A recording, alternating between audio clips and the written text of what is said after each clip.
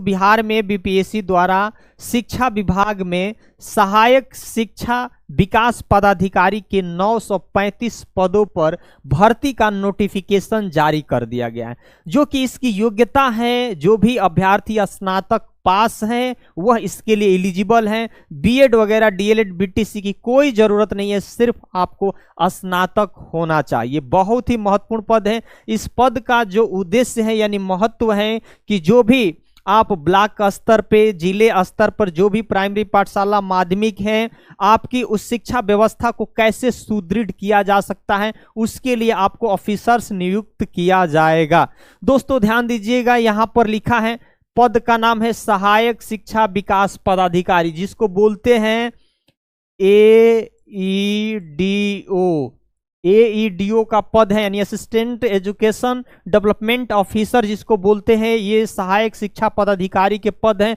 935 पदों पर नोटिफिकेशन जारी किया जा चुका है। दोस्तों ध्यान दीजिएगा, ये पद बढ़ने की भी चांस 1300 के आसपास है, लेकिन मान के चलिए अभी तो 935 का ही नोटिफिकेशन आया, तो इसी को आधार मानकर हम लोग नोटिफिकेशन की चर्चा आज करने वाले हैं। इसमें देखिए, अगर बिहार से आप नहीं अदर स्टेट से हैं तो आपकी जो सीट है 374 सीट है, बहुत बड़ा सीट कहा जा सकता है। ईडब्ल्यूएस वहां के हैं जो 93 सीट है, अनुसूचित 150 है, एसी के लिए 10 है, ओबीसी के लिए 168, पिछड़ा वर्ग 112, पिछड़े वर्गों में महिलाओं 28 और कुल कितने पद 935 पदों के भर्ती पर नोटिफिकेशन जारी किया जा चुका है। और इसमें जो महिलाओं की सीट आप देख ही रहे हैं, 374 में महिलाएं 131 है, 93 में 33 है, 150 में, ये सारी चीजें सीट है 935। जो भी अभ्यर्थी स्नातक होंगे इस परीक्षा को पूरी इस फॉर्म को जरूर फिलअप करेंगे। यहाँ जो इसका एग्जाम पैटर्न को भी देखेंगे कि एग्जाम पैटर्न में कौन से आपके सिलेबस हैं, इसका कैसे कैसे प्रश्न पूछे जाएंगे, मैथ पूछे जाएंगे, जीएस पूछे जाएंगे, क्या इसके अलावा हिंदी और इंग्लिश भी पूछे जाएंगे, पूरी डिटेल्स इस वीडियो में हम जानने वाले हैं। यहाँ देखिए, अगर आप यहाँ पे सामान्य प्रशासन विभाग में अगर आप स्वतंत्रता सेनानी है, उसके नाती पोते हैं, तो आपको भी यहाँ आरक्षण दी जाएगी। और दृष्टिबाधित मूक अधिकार के लिए भी सीटें आरक्षित कर दी गई है। यहाँ थोड़ा सा देख लीजिए, वेतन और शैक्षणिक योग्यता के बारे में थोड़ी सी जान लीजिए। यहाँ लिखा है, पहले तो हमने बताया ना, यही है वेतन, तो इसका कम से कम आपका 45 और 50 हजार से शुरू होने वाला है। यह ध्यान दीजिए, ये तो बेसिक पे है, ठीक है, 29,200। तो आपका और सारे भत्ते जोड़ के सब 50,000 सैलरी मिलेगा आपको।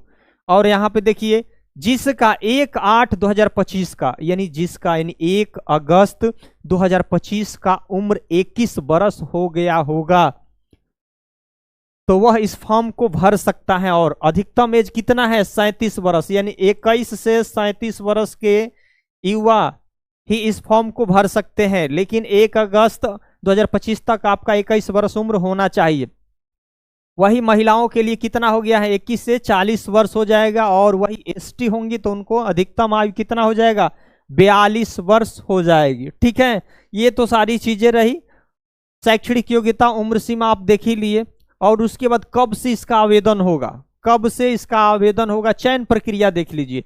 चयन प्रक्रिया कैसे होगी, पहले तो यहां देखिए सिर्फ एग्जाम होगा, कोई इंटरव्यू नहीं होगा, सिर्फ एग्जाम होगा।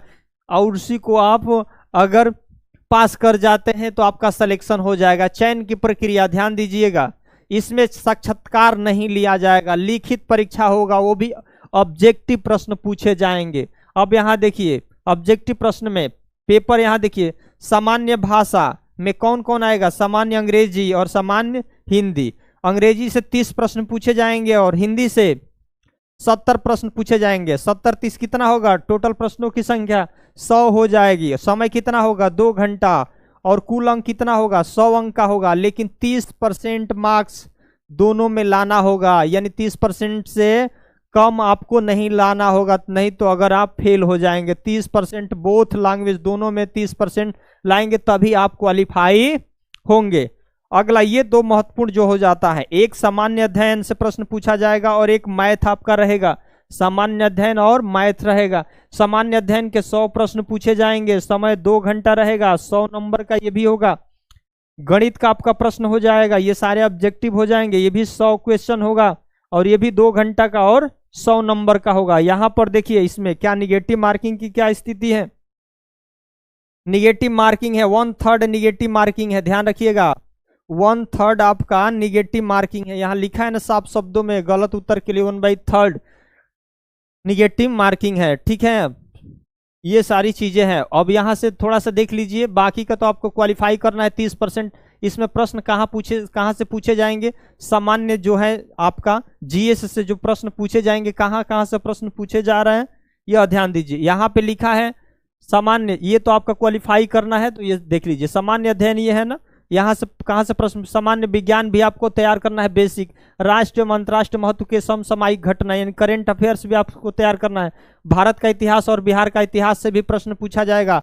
सामान्य भूगोल होना चाहिए, बिहार के भौगोलिक की स्थिति को भी जानकारी होना चाहिए, यहाँ की महत्वपूर्ण नदी या भारत की राज्य व्यवस्था, आर्थिक व्यवस्था, आजादी के पश्चात बिहार की अर्थव्यवस्था की प्रमुख परिवर्तन, भारत का राष्ट्रीय आंदोलन, इसमें बिहार का योगदान को जांचने वाले प्रश्न होंगे। यानी आप अगर साइंस पढ़िए, इतिहास पढ़िए, ज्योग्राफी पढ़िए, लेकिन उसको बिहार के संदर्भ में पढ़ना है कि बिहार में कौन सी नदियां हैं, पर्वत है, पठार है, वहाँ के आंदोलन हुआ कोई तो वहाँ के कौन से नेतृत्व किए, यानी वहाँ के लोकल स्तर पे भी आपको सारी चीजें तैयार करना होगा।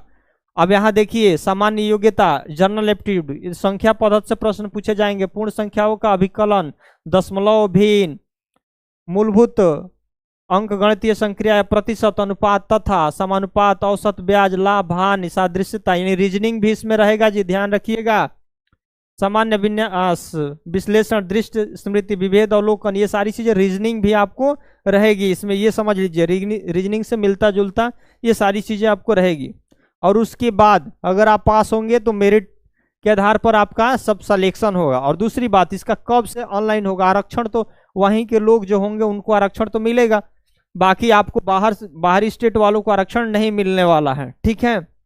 और यहाँ पर देखिए ये तो कोड है, आप यहाँ कब से ऑनलाइन हो रहा है, क्योंकि इसका भी डेट इधर मेंशन किया है। अब इसमें थोड़ी सी देख लीजिए फॉर्म में क्या भरने में क्या क्या लग सकता है।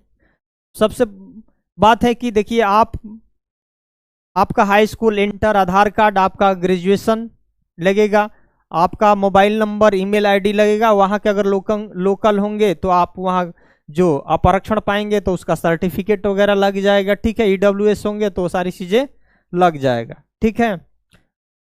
अब यहाँ देखिए ऑनलाइन कब से हो रहा है, ऑनलाइन की प्रक्रिया इसमें ध्यान दीजिएगा। यहाँ वैसे अभ्यर्थी जिनके द्वारा ऑनलाइन पहचान पत्र में आधार संख्या नंबर अंकित नहीं किया जाता है, उन्हें बायोमेट्रिक के रूप में 200 रुपये का अतिरिक्त शुल्क लगेगा, यानी शायद 100 रुपये इसका फॉर्म चार्ज है, ऊपर कहीं दिया होगा, ठीक है। फॉर्म चार्ज ज़्यादा तो है नहीं। और यहाँ पर देखिए ऑनलाइन आवेदन प्रारंभ करने की तिथि कितना है, 27/8/2025, यानी 27/8 से अभी होने वाला है, ठीक है। कब तक चलेगा, मान के चलिए 1 महीना, यानी 26/9/2025 तक चलने वाला है। अभी फॉर्म भरा जाएगा 27/8 को ही, तब तक आप अपनी तैयारी को पूरी तरीके से अभी से ही शुरू कर दीजिए। इसमें भी ओटीआर करना है, 1 टाइम रजिस्ट्रेशन करना है, ओटीआर करेंगे तभी जाके ओटीआर कंप्लीट होगा, उसके बाद ही आप इस फॉर्म को क्या कर सकते हैं, फिल कर सकते हैं। ओटीआर कंप्लीट करेंगे, उसके बाद पर्सनल डिटेल्स वगैरह सारी चीजें भरी जाएगी। अगर कोई आपके पास योग्यताएं हैं, अगर एनसीसी वगैरह, तो उसको उसमें फुलफिल कर देना है, ठीक है। ये सारी चीजें ये महत्वपूर्ण भर्ती है, शिक्षा विभाग में निगरानी के लिए बहुत महत्वपूर्ण है कि कैसे शिक्षा विभाग में प्रशासन को सुदृढ़ किया जा सकता है, उस विभाग में उस सारी योजनाओं को कैसे कार्यान्वित किया जा सकता है। इसलिए आपको उस सहायक शिक्षा विभाग में विकास जो पदाधिकारी के तौर पर आपको वहां पर नियुक्त किया जाएगा, ये बहुत महत्वपूर्ण पद है। तो आप भी अगर स्नातक है तो भरना नहीं चुके। अगर आप इस चैनल पर नए होंगे दोस्तों, जरूर इस चैनल को सब्सक्राइब, लाइक कर दीजिएगा। धन्यवाद।